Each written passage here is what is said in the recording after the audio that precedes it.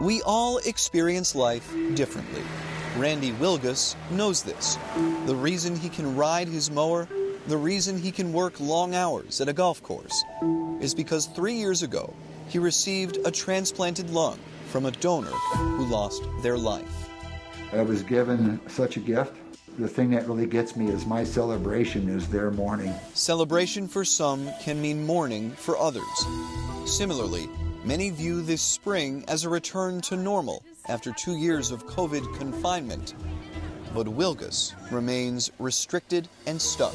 I've actually had somebody mention to me in the past, here recently, that, hey, you don't have to wear a mask now. And I told them, yes, I do. I'm compromised, and went about my way. Wilgus suffers from pulmonary fibrosis. He is one of the nearly 3% of American adults who are categorized as immunocompromised. Is about 7 million. Dr. Ambalavanan Arunachalam is Wilgus's pulmonologist in Chicago. And I don't think a lot of people know that there's a huge population that's vulnerable and you could potentially get them sick. Last July, months after most Americans had received a COVID vaccine, a study referenced by the CDC found immunocompromised patients made up nearly half of hospitalized breakthrough cases. A study in Israel found similar results. We think COVID is gone. A more accurate statement is the COVID is slightly better controlled. There are a lot of people who are still prone for this infection, who are very vulnerable to this infection and can have fatal outcomes after having this infection. The impact ripples wide.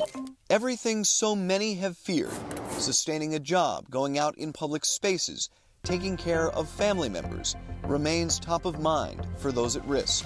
So does the drain on their emotions. I really am kind of suffering from social anxiety right now. I just don't like to be around a lot of people.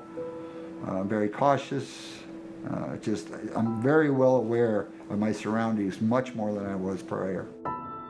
My brother passed away with this disease 4 years prior, and I was devastated over that. There's not much new Wilgus can do.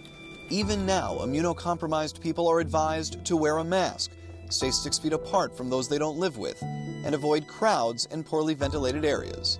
The same advice since the start of the pandemic. They wanted to change like how it was before 2020, but the reality is it's not changed a whole lot, unfortunately. The hope is that new treatments will make COVID less threatening, including for the immunocompromised, and that many institutions of society will retain the flexibility that became common in the pandemic's early months. That will require waiting. Wilgus works on the golf course where wide open space is a virtue.